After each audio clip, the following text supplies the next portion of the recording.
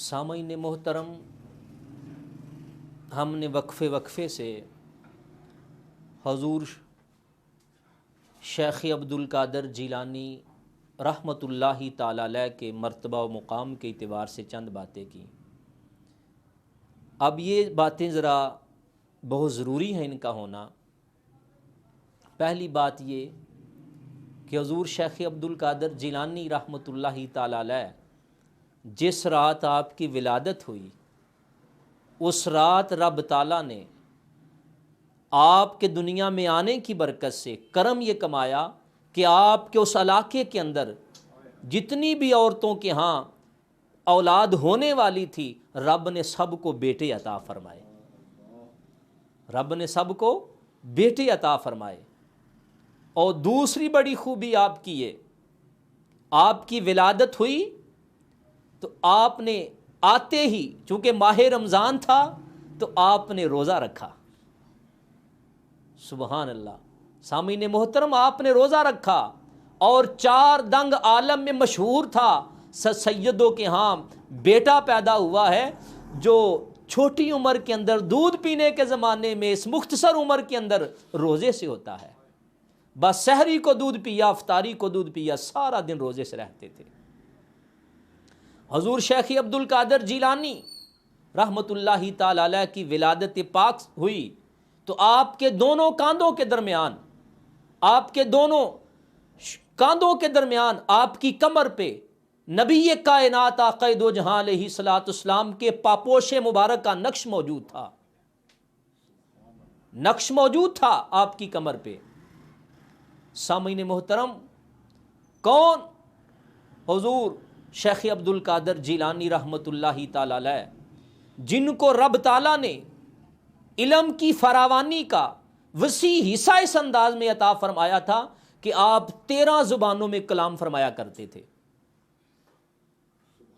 کون؟ حضور غوث پاک رحمۃ اللہ تعالی علیہ 13 زبانوں میں کلام تو آپ فرمایا کرتے تھے، لیکن اتنے بڑے عظیم اللہ کے ولی تھے کہ آپ اپنی درسگاہ میں خود ہی قرآن کی تعلیم بھی دیا کرتے تھے، علم تفسیر بھی آپ ہی پڑھاتے تھے، علم حدیث کا بھی سبق آپ ہی دیا کرتے تھے، علم تجوید بھی آپ پڑھاتے تھے، اصول فقہ بھی آپ پڑھاتے تھے، فقہ کا سبق بھی آپ ہی پڑھایا کرتے تھے۔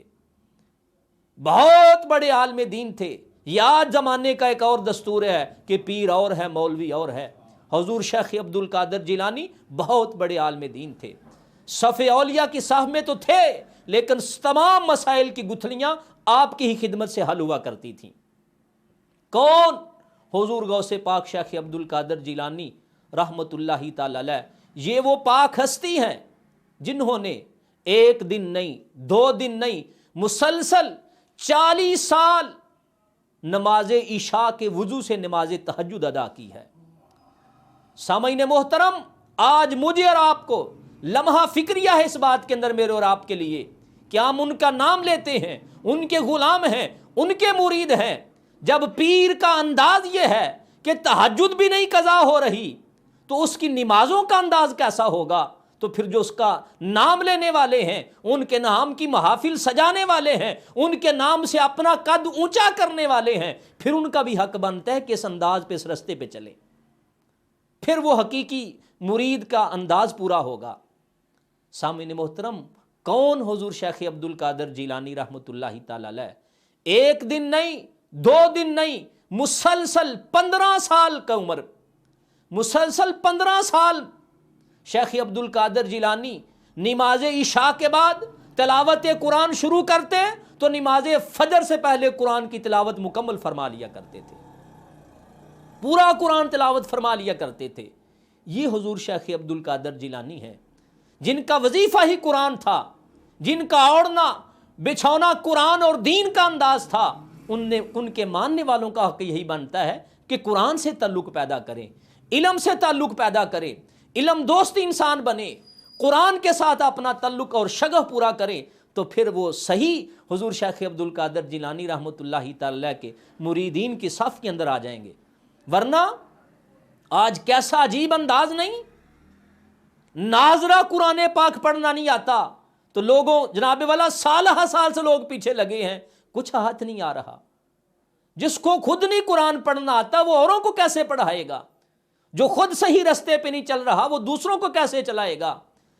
تو اس اعتبار سے ہمیں سوچ سمجھ کے فیصلہ کرنا ہوگا کہ ہم نے اپنا ہاتھ کس کے ہاتھ میں دینا ہے. یہ جو آج ہم نے معیار ولایت بنا رکھا ہے کہ جس کو جناب والا جو بس یہ بتا دے کہ تمہارے گھر کے کمرے کتنے ہیں، کھا کے کیا آئے ہو، گھر میں کیا بچا کے رکھا ہے، اس نے 40 قسم کے کلر کے وہ کپڑے پہن رکھے ہیں، دونوں ہاتھوں کی ہر انگلی کے اوپر 4 انگوٹھیاں پہن رکھی ہیں، اور لوہا کتنا سا اٹھائے رکھا ہے، کبھی نہایا تک نہیں، اس کو ہم کہتے ہیں بہت پہنچا ہوا ہے. یہ ہے شیخ عبد القادر جیلانی رحمۃ اللہ تعالی علیہ، جن کی سیرت اتنی پکیزہ اور صاف ستھری ہے، جن کا کردار اتنا اجلا ہے. اس اعتبار سے یہ ہیں حضور شیخ عبد القادر جیلانی، جو ایک علم دوست انسان تھے، علم سے پیار کرنے والے تھے، علم پڑھنے والے پڑھانے والے تھے. مجھے اور آپ کو چاہیے کہ ہم اس رستے پہ چلیں. اللہ پاک مجھے اور آپ کو توفیق عمل عطا فرمائے.